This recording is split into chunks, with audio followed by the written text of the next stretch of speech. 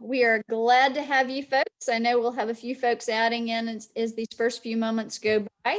I am Danielle Vinson. I teach in the Department of Politics and International Affairs here at Furman, and I am joined this evening by at least six of my colleagues. And we're going to try to make sense for you and talk a little bit about what it might actually happen now that we're past the election. We've all heard a lot of partisan hype over the last few months about what would happen if Trump won or if Biden won.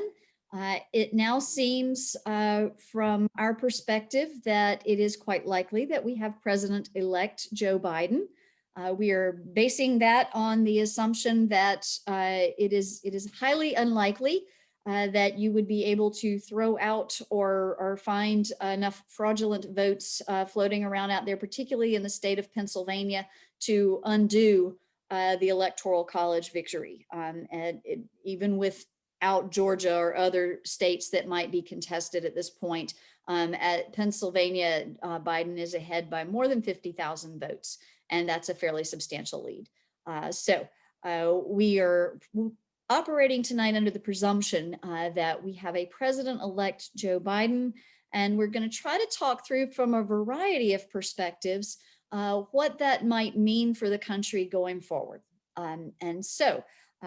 We've got some folks that are looking at this from a domestic policy side of things. We've got other folks that'll be looking at this from an international affairs perspective.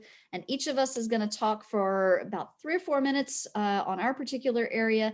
And then we're going to open it up for questions from the audience. And so if you will put those questions in the chat, after we've gotten through the whole panel, then we'll start asking some of those questions and trying to answer what you're particularly interested in. So I am going to turn it over to Dr. David Fleming. Thank you, Dr. Vinson, and thank you all for coming today. I'm going to kick off the panel by briefly talking about kind of the importance of elections, that the impacts they have on public policy, and I think the rest of the panelists will kind of add to that and kind of discuss different examples in which elections have important implications. Because I think a lot of us follow elections and it can seem like a big game, who's up, who's down in the polls, but they have real life consequences that we'll I think be touching on today. So how do elections matter? Well, obviously the most obvious answer is they change the composition of the federal government. So we have new members of the House and Senate that are going to take their places.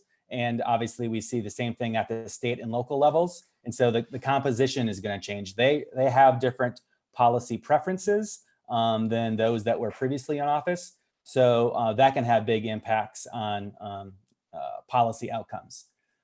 The composition of the administration will probably change, as Dr. Vinson talked about. That means there's going to be an entire new political staff at the White House. There'll be new executive branch posts, new political appointees, domestically as well as in the State Department for international implications.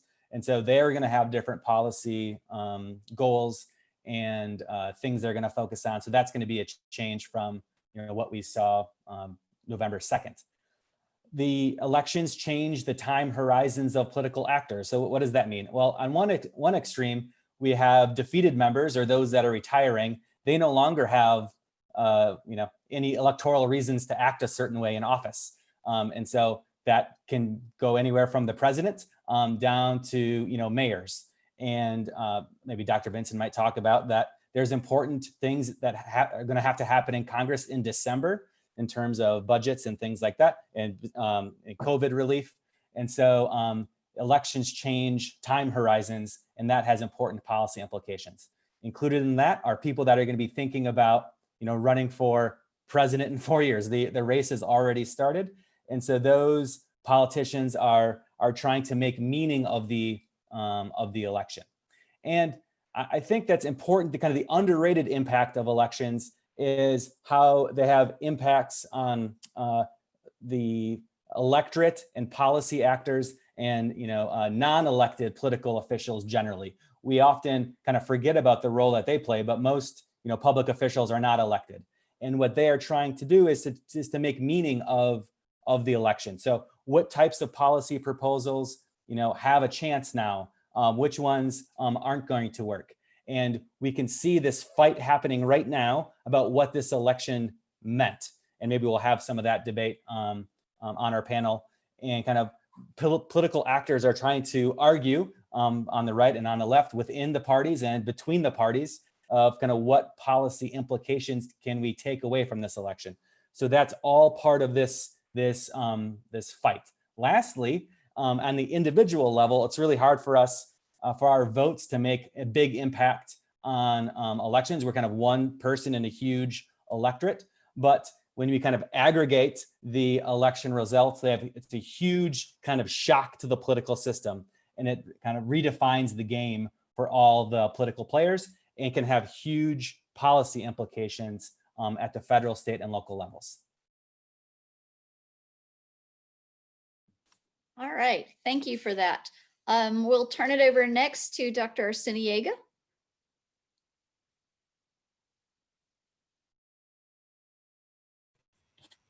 Good evening. I'm going to talk about the likely changes to immigration and crime policy as the result of Biden's election. So first, I'll share a little about what Biden's election means for immigration policy. As we know, presidents are limited in what they are able to accomplish by themselves. For sweeping, comprehensive immigration reform, presidents also need the cooperation of Congress. And Obama tried to pass the DREAM Act and was unable to do so. And that is when he pursued DACA, Deferred Action for Childhood Arrivals, as a means around to try to provide some protection from deportation for people who arrived in the United States as children. And one of the first things that Trump did when he came into office was try to end DACA. And because DACA is an administrative program, right, it's essentially the use of enforcement discretion by immigration officials. That is something that Biden can reinstate. So I would imagine that one of the first things he'll do when he comes into office is to reinstate DACA and start accepting new applications. Trump had tried to cancel DACA. That cancellation had went up to the Supreme Court, and the Supreme Court found that the Trump administration's cancellation of DACA was arbitrary and capricious. And a lot of immigration activists and the public at large thought that this was a win for the immigration community, that this meant that the Trump administration would start accepting new DACA applications. It did not. So we've still been in a situation for the last 6 months or so where no young people who would qualify for DACA have been able to apply. And so Biden will likely change that. So you will be able to apply for DACA and you will be able to renew your DACA. Excuse me. Another thing that Biden will do probably on one of his first days in office is to reverse the travel ban that Trump issued in his first days of office, restricting travel from 12 African and majority Muslim countries. So Biden plans to revoke that. In terms of sweeping immigration reform, that really depends on whether Democrats win the Senate, which, as we know, depends on the outcome of the 2 runoff elections in Georgia in January. So we don't know if the Democrats do not win control of the Senate, then Biden will be severely limited in what he's able to accomplish legislatively. So criminal justice, crime and criminal justice. Biden is not the criminal justice reformer of the progressive left, right? So his position on crime and policing is much more moderate than some of the other folks who against whom he competed for the nomination, particularly Bernie Sanders, Elizabeth Warren. So he is a moderate, and his views on he's not a defund the police kind of candidate, but that he has made some indications of what he would like to accomplish as a president, like the abolition of private prisons. He's indicated that he'll, shift some funding towards juvenile justice and delinquency programming to try to reduce the number of kids who are incarcerated. He favors more policing oversight than Trump has. And, there has been movement among Democrats, and there was a bill passed last year in the House that didn't, that was not then passed in the Senate, trying to create nationwide standards for police accountability. So again, Biden's ability to push through any sort of national accountability measures largely depend on control of the Senate. Not much he can do there by himself. He can try to incentivize local police agencies to take action or refrain from doing things through, carrot and sticks with funding, to try to say, you will get federal funding if you do this, you won't get federal funding if you don't do this.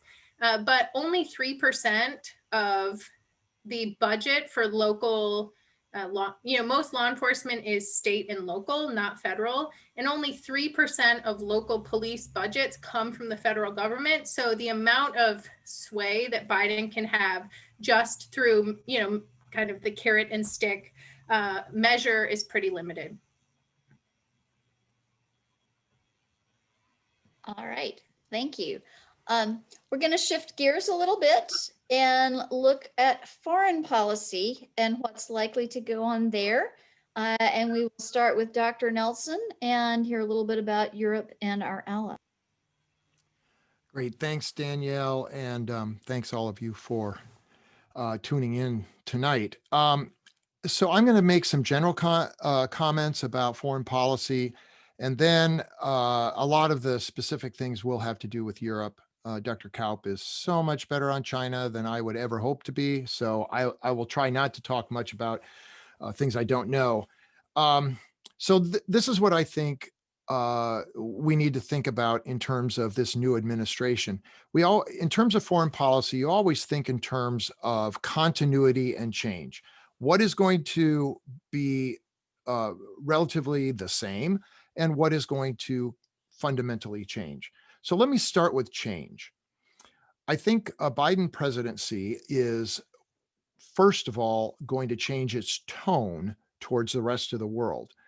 And I also think competence is in here as well. So I think the Biden administration is going to understand that the United States needs to actually be nice to its allies and be competent in its relations with other countries. That was one of the problems in this Trump administration was the tone of the administration was so harsh, even with our allies, that it made it very difficult for our allies to find out where we stood exactly and how to react to us. And a lot of times it paralyzed them because they weren't quite sure what if they said something that they might get such a reaction from the White House that there would be a tangible harm. So I think you're going to see a tone that is completely different. Joe Biden is a liberal internationalist, and that means that he is interested in multilateral relations with as many allies who will join up. And he is committed to human rights and the rule of law, and the rule of law even in the international sphere. So this is going to be a big shift from the Trump administration, which was more of a realist, had more of a realist perspective, which is more like, the world is a dog-eat-dog place. We're all dogs, and everybody has got to just really fight for their share of the planet. And everything is transactional. I want to win in every bargain. And I just think the Biden administration is going to be completely different in its relations with external actors. On some important policy areas, there will be a big change on climate cooperation. Biden has said he's going to join the Paris Agreement right after we left it. So I think we're going to see a lot of efforts there. I think tariffs are going to change, but maybe not as much as people think they are. Biden has not been just a gung-ho free trade person for a long, long time. But I do think there's going to be an attempt to rationalize the tariffs and be less punitive in the use of tariffs. So, for instance, I don't think there's going to be a lot of change in the tariff structure that is emerging out of the Boeing Airbus conflict, but there might very well be a reduction, maybe to zero, of tariffs on steel, for instance, which seemed to be something that wasn't well thought through at the beginning. And then finally, it is going to be very interesting to see what Biden does with regard to Iran. Uh, I'm not quite sure. I'm going to say it is going to change in that there's going to be a more openness to multilateral cooperation on Iran and maybe on North Korea as well. But I'm not sure. I'm not sure that there will be a U.S. Effort to rejoin the Iranian treaty arrangement. We'll have to see about that. Then quickly on continuity. So I think a lot of things will change, but there will be a lot of things that will stay the same. For instance, Joe Biden is going to continue to pressure NATO to pay up or pay its share of defense expenditures. That has, Trump was no different on that. He just made it he just yelled a lot at our allies. They didn't like that very much, but they do know that they need to be making progress. And I don't think Biden is going to take the pressure off of NATO on that, and in particular Germany, perhaps because Germany has been the laggard there. I think that a Biden administration is going to be more willing to defend big tech against European attempts to fine Google, break up Amazon, all of the things that they would like to do to the U.S. Tech companies. And I think there's going to be some more pushback from a Biden administration. I think with regard to Europe, the Biden administration is going to continue to pressure Europe to slow its cooperation with China. And I'll wait for Kate to say more about that. I do think that there are two things that we really need to think about here when thinking about continuity. The United States is both an Atlantic and a Pacific power. The Europeans never quite get that. But we are not going to just suddenly pivot away from our interests in the Pacific in order to play nice with our allies in Europe. I mean, I think that will happen, but it will never be to the level that the Europeans want.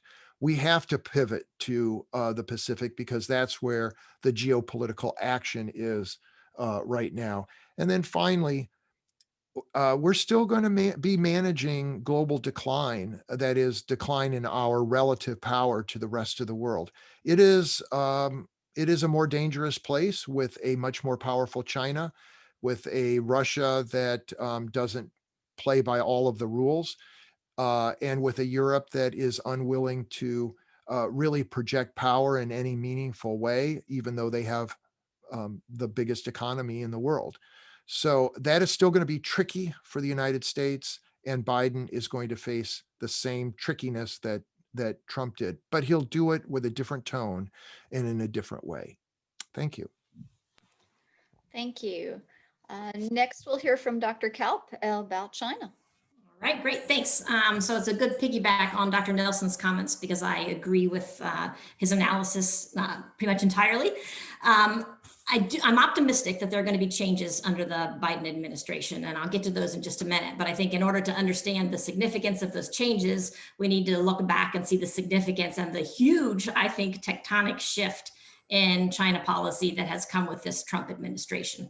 So there was a lot boiling up, or there has been a lot boiling up over the last decade, really, in US-China tensions.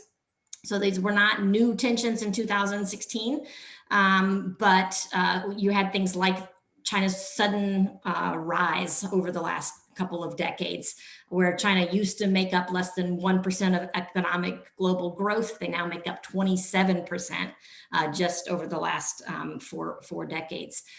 So they are now a strategic competitor for us, and it's taken a while for us to kind of recognize that and realize it. Also, there have been some concerning developments from within China, significant human rights violations and problems in Muslim territories in Xinjiang, crackdowns in Hong Kong, crackdowns on defense attorneys across the country, a wide swath of civil liberty restrictions that we find as a country sort of offensive and against our values.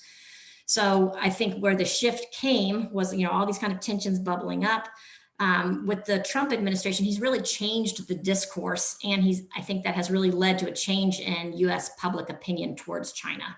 So there's now a sense that China is an adversary. We actually write that term in our official documents like the National Security Strategy. China's listed as an adversary and is listed as one of the 3 top threats to US security, right up there with the revisionist state of Russia, along with the rogue states of Iran and North Korea, and along with the jihadist and terrorist organizations. So we're trying to cooperate with China at the same time lumping them into categories with jihadist and terrorist organizations.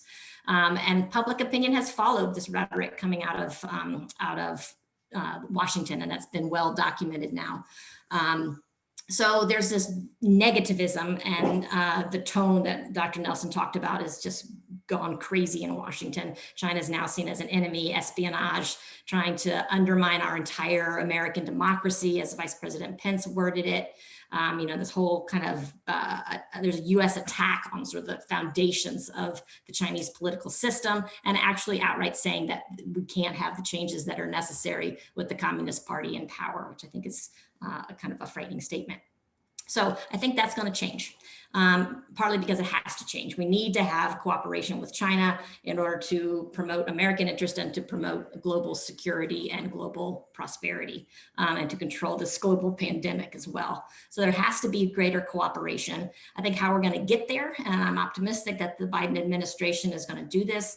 As Dr. Nelson mentioned, I think there will definitely be more multilateralism. There has to be for us to be successful. So it will be a more multilateral approach. I think it will be a more strategic approach. And what I mean by that is kind of 3 parts. One is the tone, again, matters.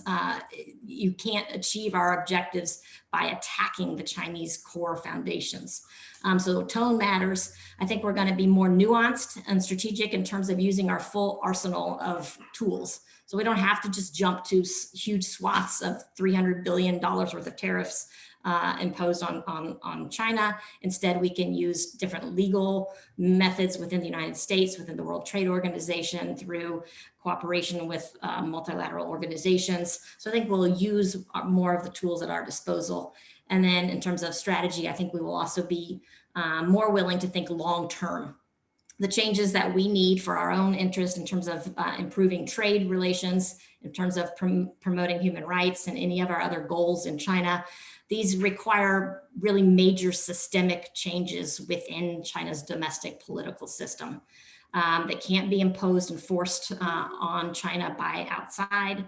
We need to cooperate with the Chinese in long-term changes like rule of law promotion, and changing the ownership structure of the economy. So I think the Biden administration understands that and will move in that direction. And I'm waiting for Q&A for more comments on that. And her dog says hello. All right, we will shift gears now and hear from Dr. Smith, who's going to tell us a little bit about women in politics in the current environment.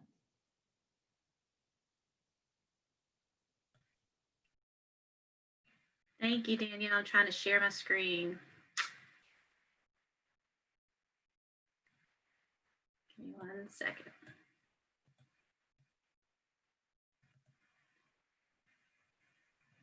Y'all see that? Okay, so I want to talk a little bit about what's next for women following this election cycle. And I'm talking about the 3 R's: representation, rights, and reproductive freedom.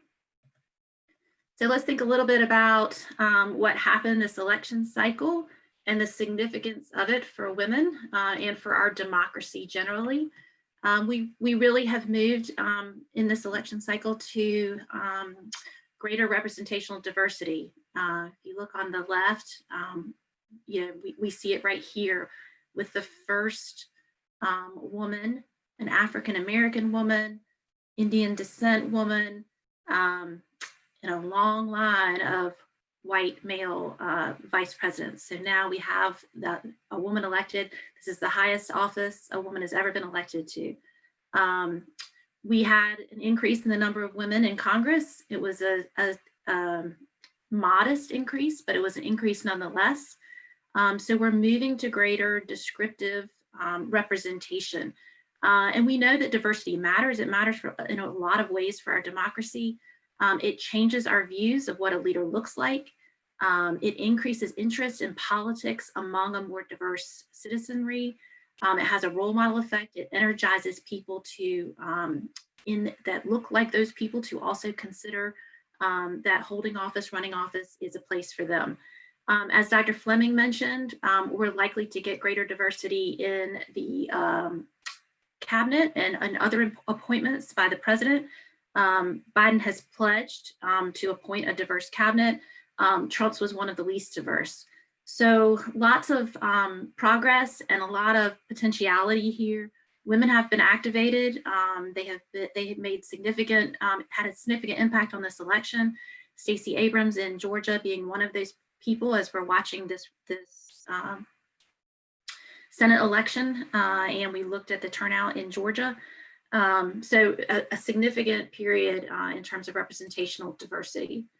I also think that women's rights, there's some opportunities, certainly challenges of the COVID world, but I think there will obviously be challenges. I mean, how our ability to pass legislation at all will depend on the majority in the Senate, but I actually think there's some low-hanging fruit potential, regardless of if there is a Republican Senate and a Democratic House, because of COVID. I think COVID has really enhanced and heightened concern among people for some really significant problems that women in particular have faced as a result of the crisis.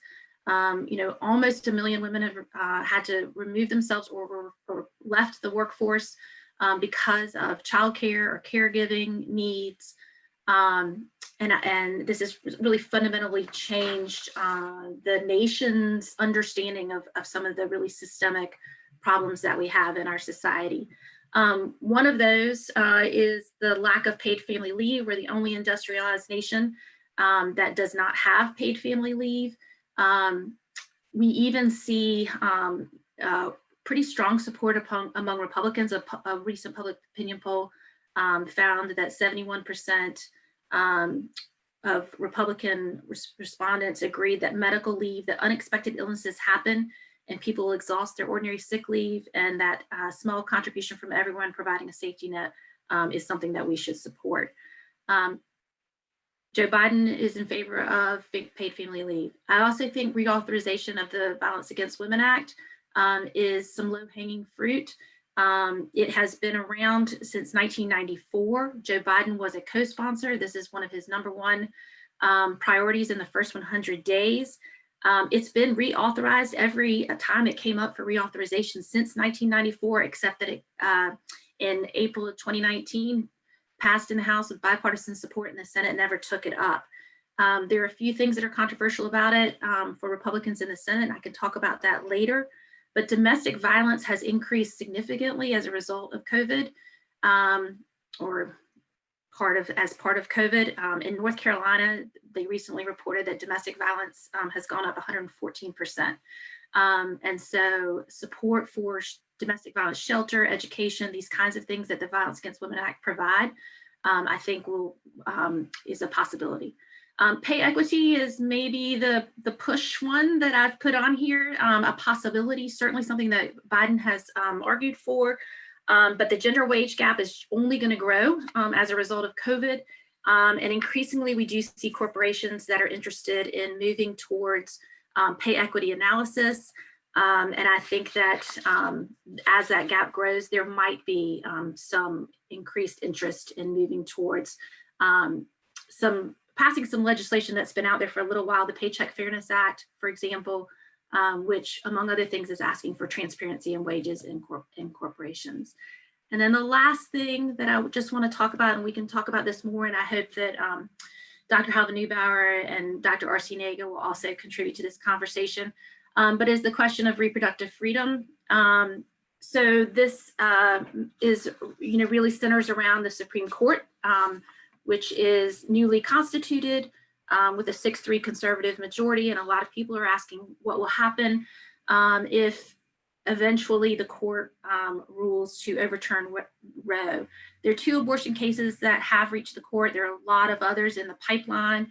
The 2 that have reached the court wouldn't fundamentally overturn Roe, but one deals with a Mississippi ban on abortion after 15 weeks. The other one with Title X funds. The court has generally ruled on abortion cases that states can impose restrictions as long as they don't create an undue burden on a woman who is seeking an abortion. But let's just imagine that through some other cases, like where there are bans in some states, what would happen if the court overturned Roe? Really, I think the more things change in this circumstance, the more they really stay the same. We already are living in a country where 89% of counties don't have abortion clinics anyway. We have what are called kind of abortion deserts, certain places where there's no clinics. We have abortion havens. That would basically stay the same regardless of what the court ruled, because there are, so people would have to travel. This would return us in many ways to the pre-Roe world where women are going to seek abortions. There are unintended pregnancies, and throughout history, some women have sought out abortions. In this particular circumstance, it will either be women have to go underground, or if they're wealthy enough to travel to abortion clinics in states where it is protected, that's where they would go.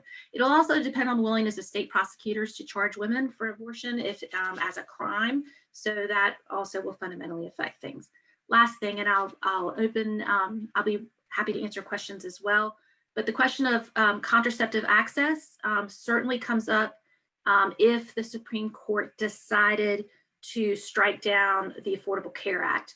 The news media, I didn't listen to the hearing yesterday that the Supreme Court had, but I heard a little clips on the news, and the news was sounding like the conservative justices, Kavanaugh in particular, were not particularly buying the argument that the ACA should be thrown out without the mandate. But if it were, that would be significant for women in terms of a number of things regarding their reproductive health, but particularly it would affect the legal mandate for contraceptive coverage. It would affect the legal mandate regarding things like preventive care, or if one could be denied health insurance because of a pre-existing condition, including pregnancy is considered a pre-existing condition. But again, the states there, like with the abortion question, the states also have protections. There are states that have required insurance to cover birth control with no copay. And we also know that the court has already ruled that the ACA, as it is written, and the language is pretty clear, does provide religious institutions as well as non-religious institution employers the opportunity to choose not to cover contraceptives in their insurance for religious or moral objections. So I'll stop there.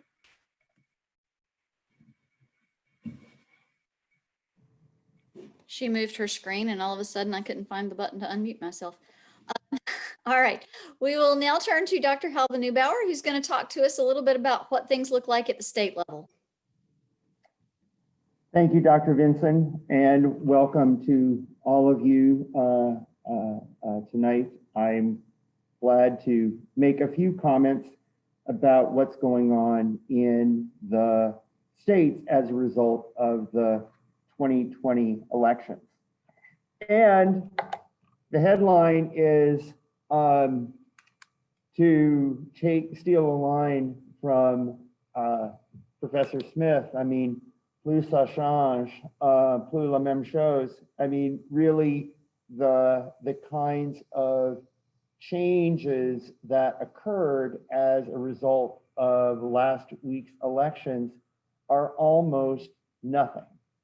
Now, why is that Why is that interesting?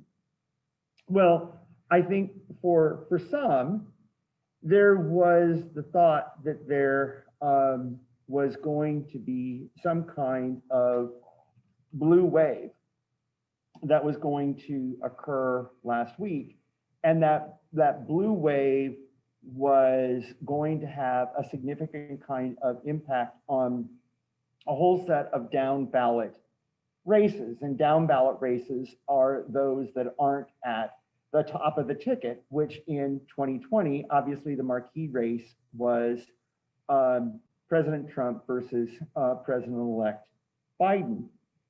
So the idea was that the Dems would have a very good night because the national polling seemed to suggest that Biden would score a significant kind of victory, both in the popular vote and in the electoral college. It's showing, I think, in the popular vote that President-elect Biden has done quite well in the popular vote. Now, not wildly so, like some of the national polling was suggested, but relatively well. And I think, and Professor Fleming can correct me or others on the panel, but I think we're now looking at maybe 4.5 to 5 million vote popular vote difference. But the notion then was all this was going to trickle down. It was going to trickle down into senatorial races, and the Dems were going to have a very good chance of taking over the Senate. And then it was also going to lead to the Dems picking up houses or seats in the House of Representatives, increasing their majority there for Speaker Pelosi. And then it was going to continue to roll down in this wave, and it was going to make some fundamental changes in state legislative races. And as you know, the Senate now rests on the edge of a butter knife, and these two runoff elections in the Peach State that will be decided on the 5th of January. And perhaps most surprisingly, the House of Representatives ended up with the Dems losing seats. There are still a number of seats that have not yet been decided. Many of you know that I'm an Iowa native, and in the Iowa 2nd Congressional District, one of my favorite names of congressional candidates, Marionette Miller Meeks, or Triple M, is currently leading her Democratic opponent by 42 votes. And so it's a very, very, very, very close race there. But the notion is that the Dems actually lost seats. They didn't gain seats. They lost seats in the House. And then in really what I was asked to talk about, but I'm a professor, so I have to get myself ginned up here to get to the point about state legislatures, is that there was also change that was supposed to be expected here. And a lot of you may have been sitting on the edge of your couch a week ago yesterday saying, Texas, Texas, Texas, what's going to happen in Texas, Texas, Texas? Maybe Joe Biden is going to win in Texas. And then when that gets done, the Dems are going to pick up these contested House seats. And then the big thing is the Dems are going to take over the Texas House because of the House of Representatives and control the redistricting process in the Lone Star State. And didn't happen, and didn't happen. And a particular import for this presentation on the states, the Texas legislature did not change parties, but consistent with what I said at the beginning, neither did change occur in virtually any other place around the country. The big change, if you want to call it, is that the New Hampshire House and the New Hampshire Senate are now in control of the Republicans. And New Hampshire tends to be, a pretty much of a swing state. And this has been definitely reported by the National Conference on State Legislatures, which is my source of information tonight. But just to sort of highlight where things are in terms of the things staying the same. Again, the only fundamental change was that New Hampshire swung both of its houses to the Republicans and away from the Dems. So at present, of the 98 chambers that have a partisan makeup, remember our friends in Nebraska have decided long ago that they don't want to play by the partisan game, so they have a nonpartisan legislature, and they also love the unicameral, so they only have one house. So we put Nebraska in its own little special category. But then we have the other 98 chambers, and of those, the Republicans after last week's elections control 61 of those chambers, and the Dems control 37.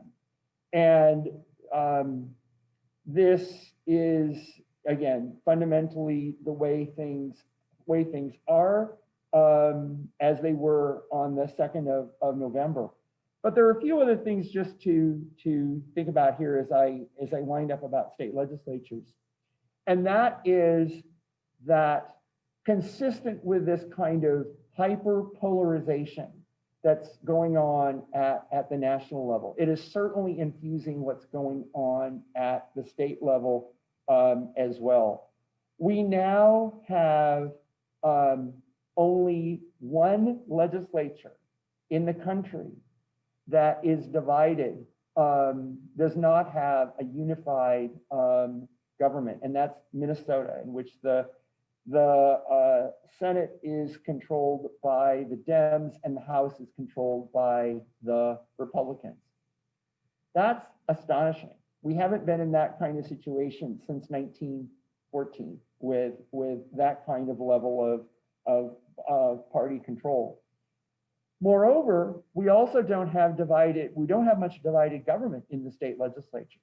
Right now, there are only 11 states in which the governor is of one party and the legislature is of another. That's the lowest level since 1952, which is even older than me. Amazing. And so just 20 years ago, you would have seen the number of divided governments being, in the 20s, and we are down to 11. What does all this mean besides, getting somebody who loves state politics to geek out for a few minutes about these election results? It has huge implications for redistricting because, we just are in this year that ends with a 0. So we're going to have a census that's going on. That's been not a mildly uncontroversial issue, but when it ends, there will be new data and there'll be redistricting and redrawing of state legislative and congressional lines. That's going to be done by these state lawmakers called state legislators. And the Republicans have a huge edge in drawing these lines. So hold on, folks. Partisan gerrymandering is going to be occurring, and the Republicans have a pretty big advantage here, which they have held since they had a very, very, very good night in 2010 during the midterms. Thank you. Thank you. I'm going to say a few words about Congress, since a couple of people have talked about how Congress might play with a President Biden. While I'm talking, feel free to put your questions in the Q&A. We've already got a couple there, and we'll start tackling those in just a minute. As several people have noted, we still don't know who's going to control the Senate. Best case scenario for the Republicans is that they win both the Senate races in Georgia in January, and we end up with a 52-48 split in favor of the Republicans, leaving Mitch McConnell to be majority leader. Worst case scenario for Republicans, best case scenario for Democrats is that the Democrats pick up both the Georgia seats and you end up with a 50-50 split that Vice President Harris would break the tie on, leaving nominal control of the Senate in the hands of the Democrats. The House of Representatives is going to be more closely divided than it's been in several decades. And so we're going to be looking at a very divided Congress at this point. And the question is, what does this mean in terms of gridlock and getting things passed? And I actually, I think the control of the Senate is extremely important because as Majority Leader, Mitch McConnell could conceivably make it very difficult to bring things to the floor and even have a debate or a vote on them if Republicans retain that majority. However, even if they retain that majority, it would not take very many Republicans breaking off and supporting the Democrats to force some things onto the Senate floor. And so for that reason, and you've definitely got some Republicans that would break. Susan Collins of Maine would potentially break on some issues. Lisa Murkowski is very independent minded. And so there are, if you're bringing up some legislation that was not too far to the left, that was more mainstream, you could conceivably see them pushing McConnell to let things come to the floor for a vote. Likewise in the House though, Nancy Pelosi does not have the ability to lose many people within her caucus before she loses control of legislation on the House floor. And so this is going to provide an interesting case study for those of us who like to watch leadership, because she's going to have to navigate between the progressive wing of her party and the moderates in her party who have won re-election by fairly narrow margins. We're talking about people like Abigail Sponberger in Virginia, Alyssa Slotkin, both of whom have charted a very moderate course as Democrats in their first 2 years in Congress. They've both won re-election. Those voices become even more important this time around. And so Pelosi is probably going to have to push back against the progressives a bit more than she has done even the last 2 years. But that bodes well for Biden being able to potentially negotiate legislation more toward the middle that could conceivably pass in the Senate. And so I'm actually hopeful that we can get at least something that looks like immigration reform, dealing with at least some of the thornier issues, the DACA kids, for example. I could envision a fairly narrow immigration reform bill that would allow some sort of permanent legal status and possible pathway to citizenship for that group. Because honestly, both parties need that issue resolved. It's not helping either party to keep that sort of floating out there right now. So there are a number of issues like that I actually think they might be able to find some middle ground on.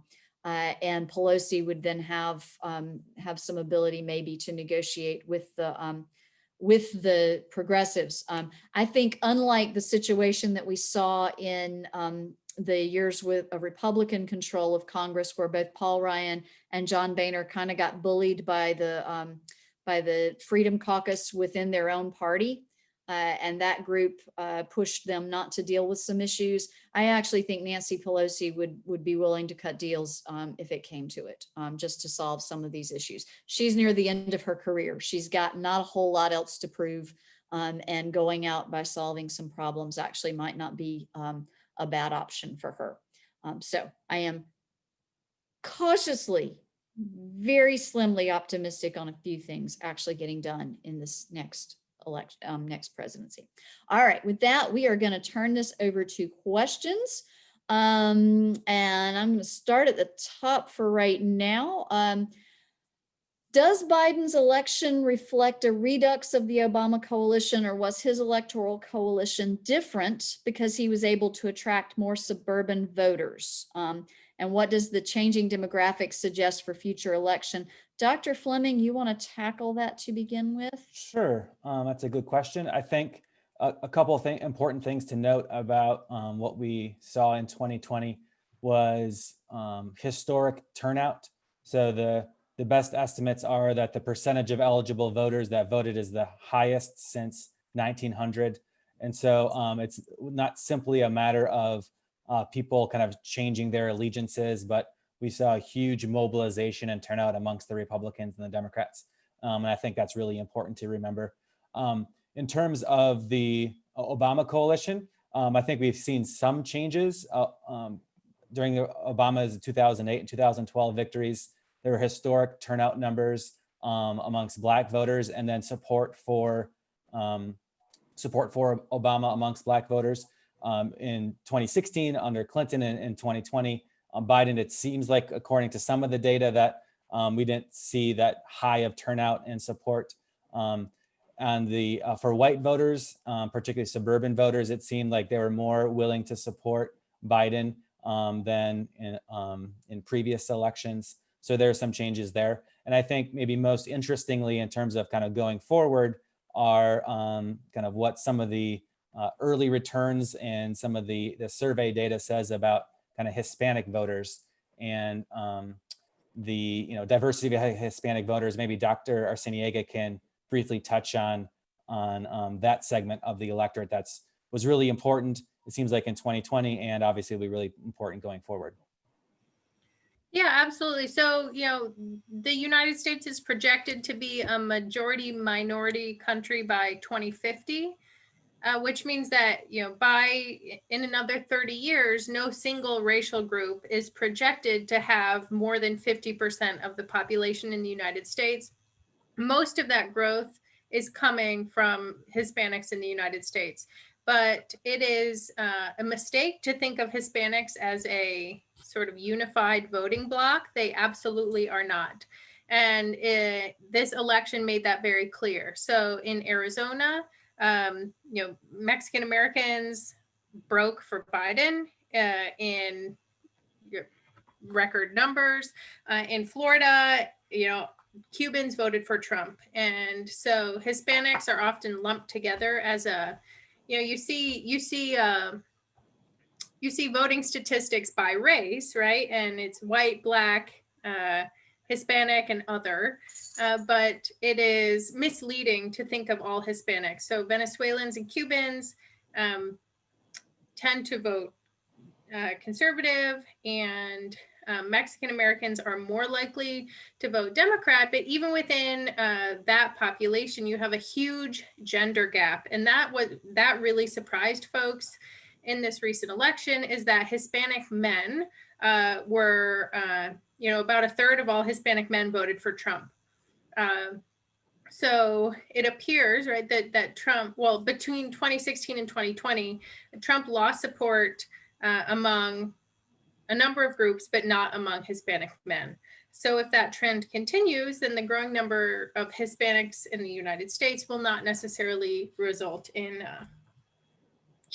more support for Democrats. Okay. We've got a couple of questions about the transition period here, and particularly what the president's actions might have for this. I'll start with the first one, and Dr. Nelson, Dr. Smith, I'm going to let you two tackle this first. Will Trump eventually concede? And if not, what kind of precedent does this set, and what kind of impact will it have on the transition process? Nelson, you want to start, and then we'll go to Smith. I was going to say, let the Americanists take that one first. I'm happy to address it. I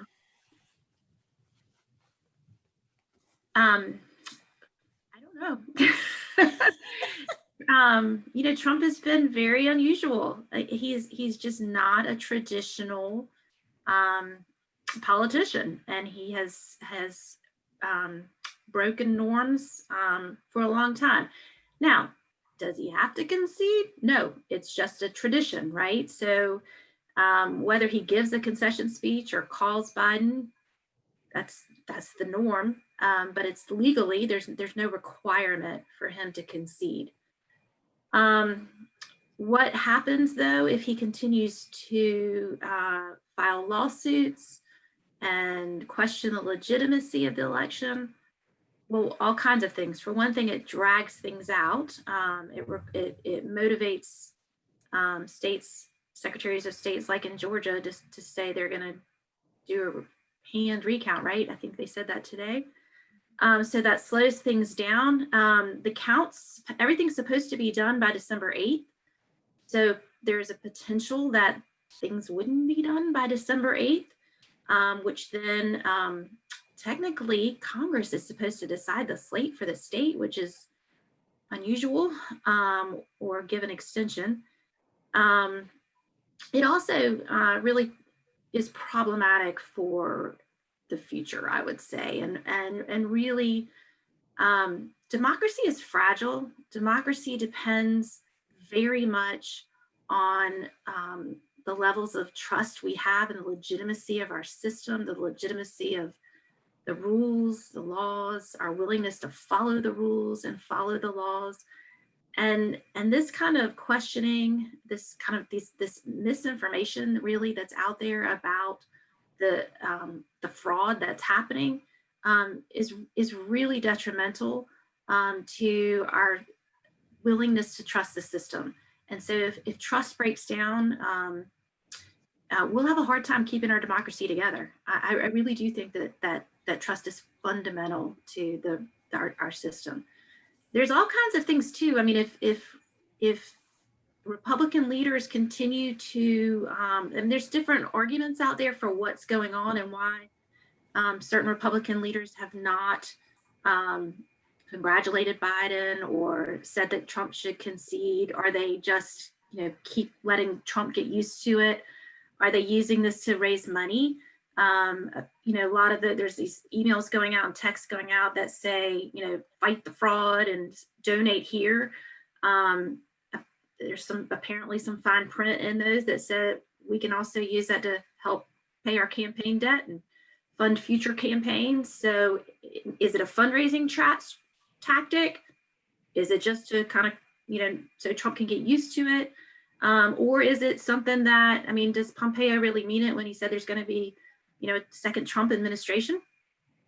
I don't know, maybe. And there's some crazy ways that are written in our system that things could happen. By the time the electoral slate gets reported to Congress, individual members of Congress can object to the state electoral returns.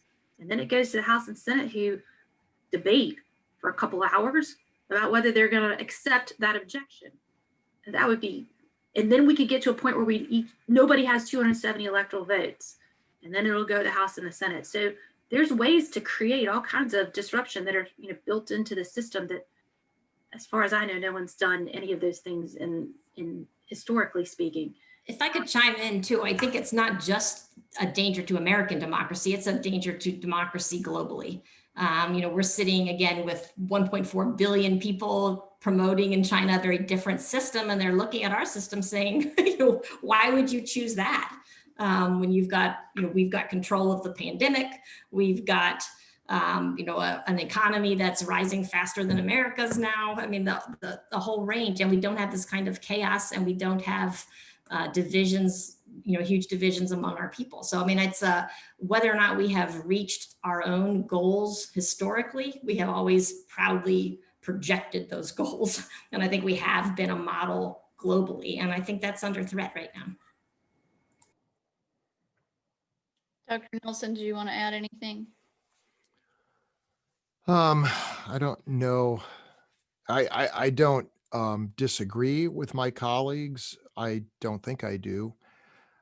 But we sound like a nation of codependent voters.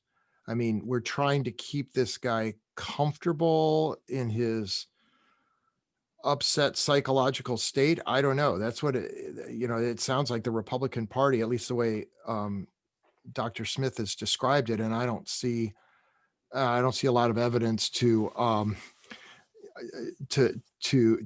overturn that opinion. I think if the Republican Party is, slow walking this because they're afraid of Trump, and not just his base, but what he might do, I think that's a very dangerous position to be in. Let me just say, I don't think he's ever going to concede. It's just not in his nature. And so the best we can hope for is the Republican Party, the leadership of the Republican Party, simply saying it is time that you have to go. But today he's been, he hasn't been tweeting much, but he's tweeted recently about the lack of observers in Pennsylvania and Michigan, I think. And these are things that you can't, even if, and this won't happen, but even if the court said, yeah, that was wrong. I mean, how do you address that issue? I think he's trying to find an issue that can't actually be addressed in the courts. And then he'll go to the people and he thinks they're behind him. And that is the really scary tipping point, when we're no longer waiting for institutions to make the decisions, but we go to the streets to make the decisions.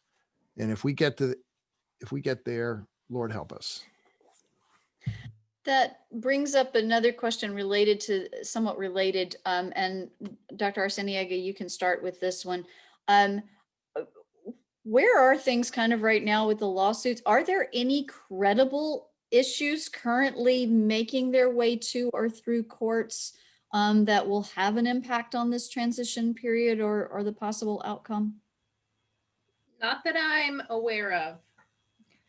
Certainly lots of viral claims about voter fraud, and I've talked with my students about some of these in, my 101 classes. So I'm sure all of you tuning in have seen these on social media, but most of the claims about voter fraud, like the bag of ballots being burned, right? The video of ballots being burned in, what was that, Michigan? Or more voters voted than registered to vote in Wisconsin. All of these claims have been debunked, and many of these lawsuits have already been dismissed. So one of my favorite sayings that I've seen recently on Twitter was that a lawsuit is just a tweet with a filing fee. And so even judges appointed by Trump or appointed by other Republicans require that there be evidence submitted in a lawsuit, or right along with a complaint alleging voter fraud. And so what we've seen, in the last week is a pretty absolute lack of credible evidence of voter fraud attached to any of these allegations.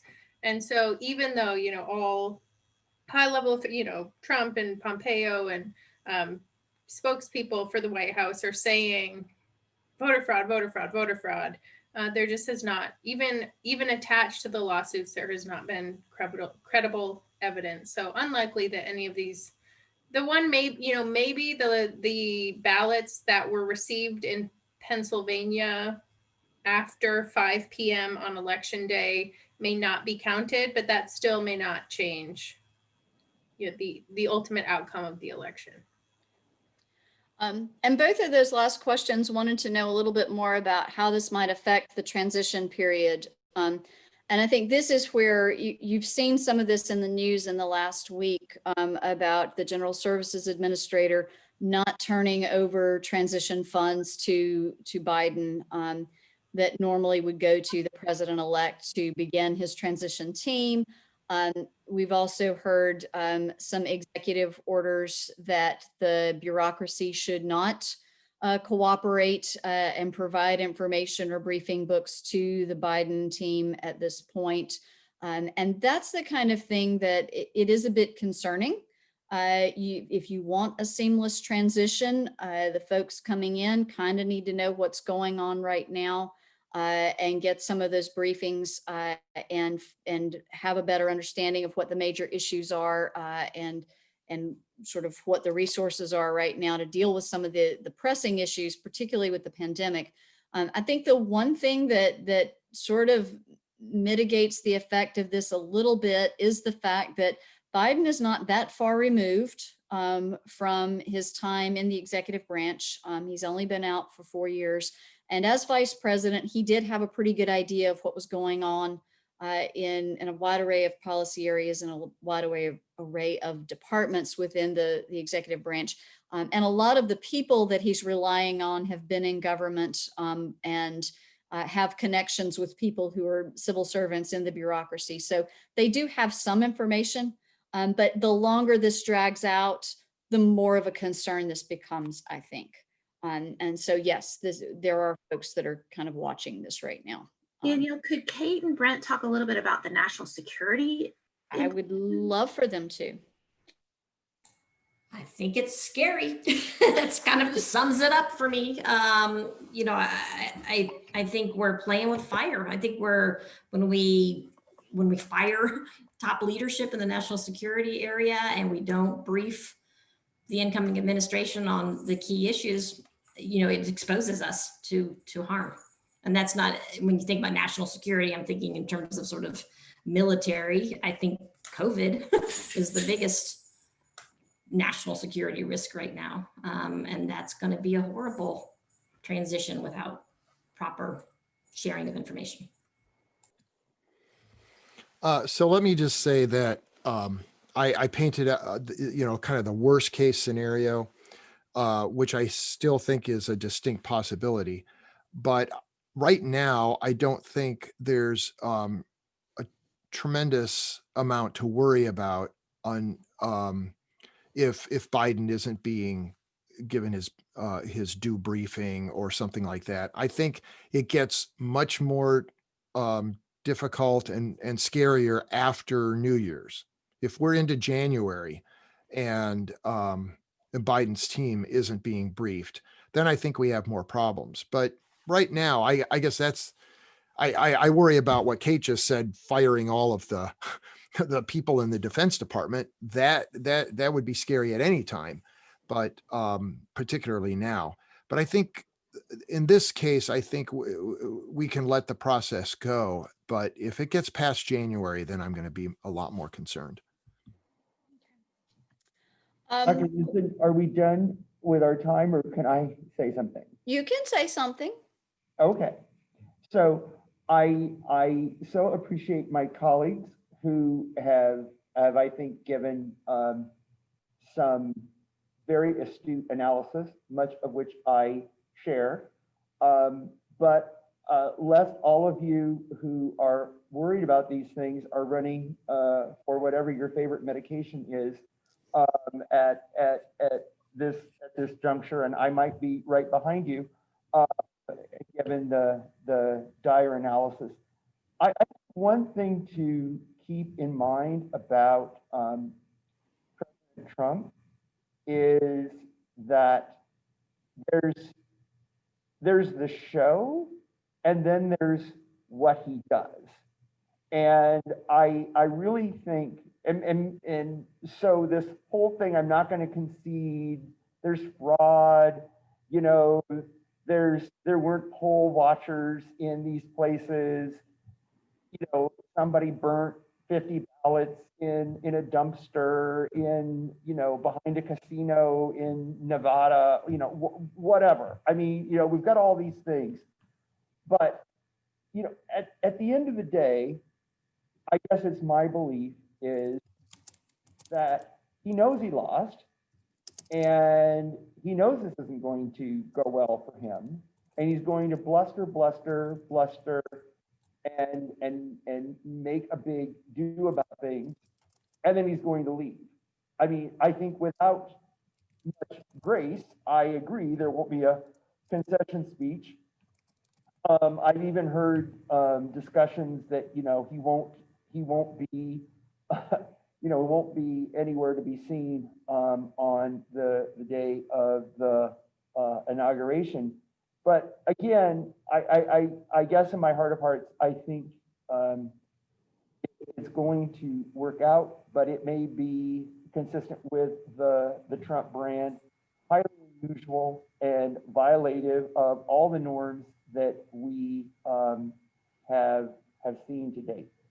And I think we've also been talking about sort of, the risks of Trump remaining in office. I think there are risks of Trump outside of office. I'm quite concerned about what happens after he leaves. I think he's still going to be a powerful voice. He's still got a very powerful and broad following. And I think a lot of the messaging of that following is divisive and populist and destructive for the American political system, whether it's, obviously if you are president, you have a bigger platform, but he's got a pretty big platform lined up for next step, I think. All right, I think we've got time for maybe one more question, depending on how long y'all talk. Let's tackle this one. Looking ahead to a Biden presidency, racial tension and racism have certainly been at the front of the mind of many people in this election. What can or will Biden likely do to lead on these issues? Dr. Arciniega, would you like to tackle this? Sure. I was working on answering some questions still open in the Q&A while you were asking the question. So you were asking about racial tensions and what Biden might do? Yes.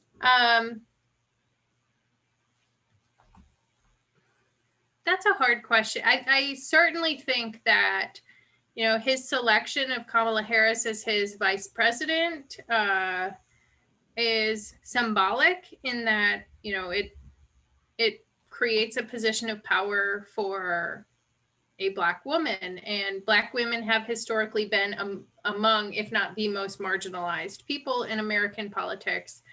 But that being said, this election surely highlighted the continuing power and prevalence of white supremacy in American politics, right? And I don't anticipate that going away. You actually saw white support for Trump increase among women, right? So white support, white male voters decreased in their vote for Trump in this last election, but white female voters increased.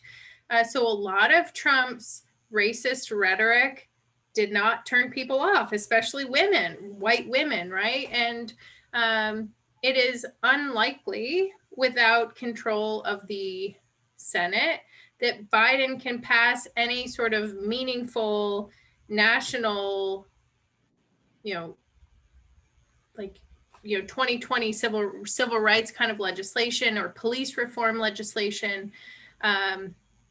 And he's not a super progressive guy, right? He's a centrist, and that's, largely why he won the nomination, but he is not the AOC of the Democratic Party.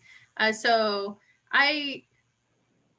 he has, started to use words like systemic racism, right? He's learned those words and has started to use them, but it's almost like it doesn't come naturally to him, if that makes sense.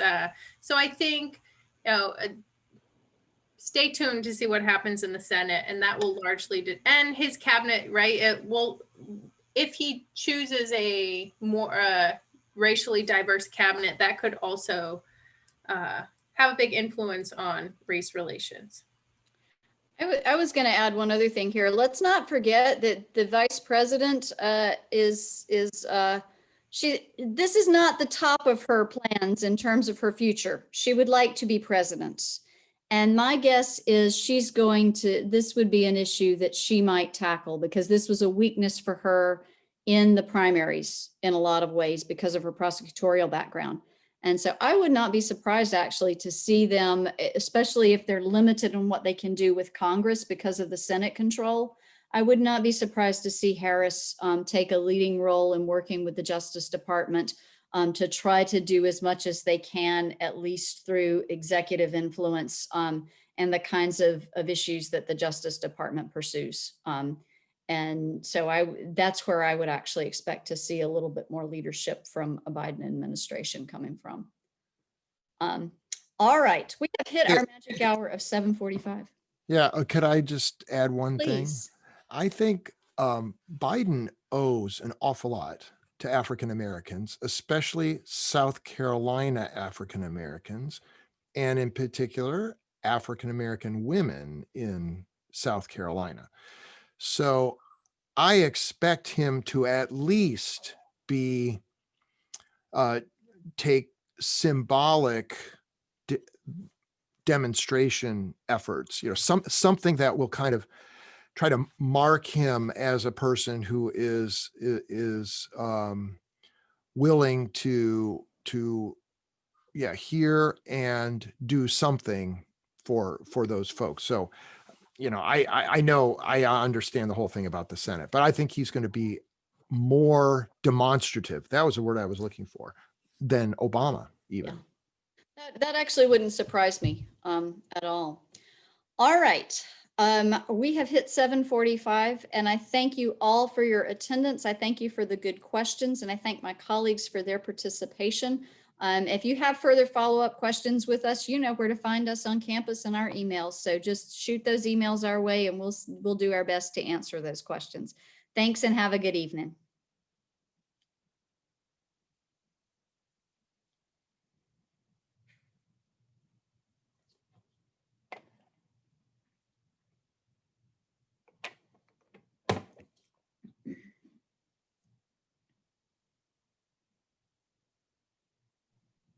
Let me know if y'all need anything. If not, we can head out. All right. Yeah, I think I know how to download all the names and the recording. I'm not even sure where we're supposed to put the recording, but I'll have it on my computer. Okay. So, all right. Thanks, Lucas. Thanks, Thank y'all. Thank you. Have a good one. Hanson. Yeah. Bye-bye. Do you need me to do anything else? No, this part is not the fun part. You got to sort through all of the stuff, as I learned yesterday. So Fun. anyway, I'll get it done. So well Okay. done. Thank you. Thank you. I appreciate your help. No worries. Bye.